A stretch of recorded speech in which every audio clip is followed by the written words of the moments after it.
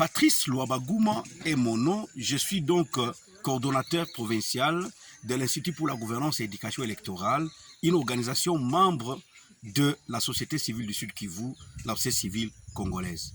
Merci beaucoup pour la parole. L'atelier de ce jour, c'est un deuxième atelier qu'on a organisé qui avait trois objectifs à son sein. Le premier objectif, c'est évidemment de champ d'expérience entre les organisations de la société civile de la sous-région des Grands Lacs, notamment du Rwanda, du Burundi et de la RDC. Le deuxième objectif, c'était la validation de recommandations des ateliers pays qui se sont tenus entre du 19 au 20 avril 2021. Le troisième objectif, c'était la structuration du réseau.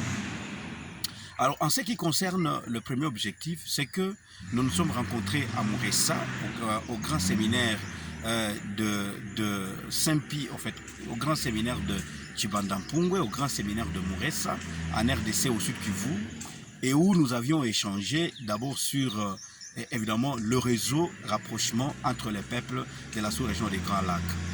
À l'issue de cet atelier pour le premier objectif, nous avons échangé nos expériences et nos perspectives comme les organisations de trois pays. Chaque organisation a présenté ce qu'elle fait dans les cas de rapprochement entre les peuples.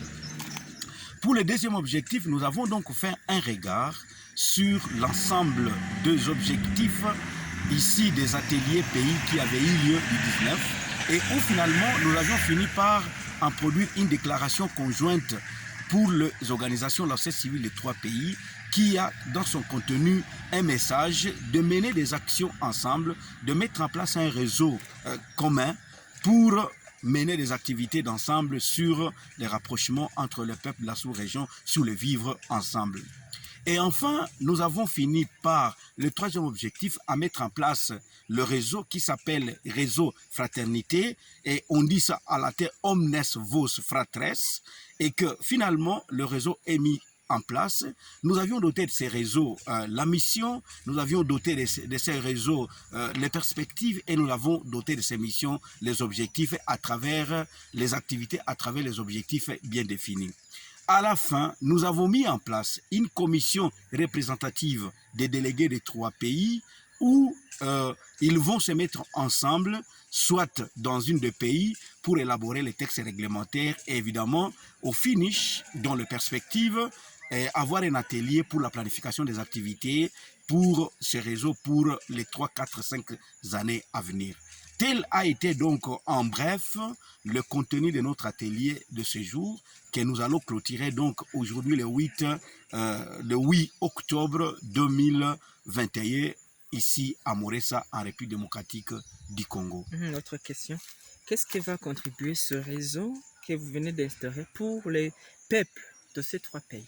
Il a été observé dans nos analyses du contexte que les espaces politiques actuellement fait que le pays se déchire, fait que le peuple ne peut plus vaquer librement.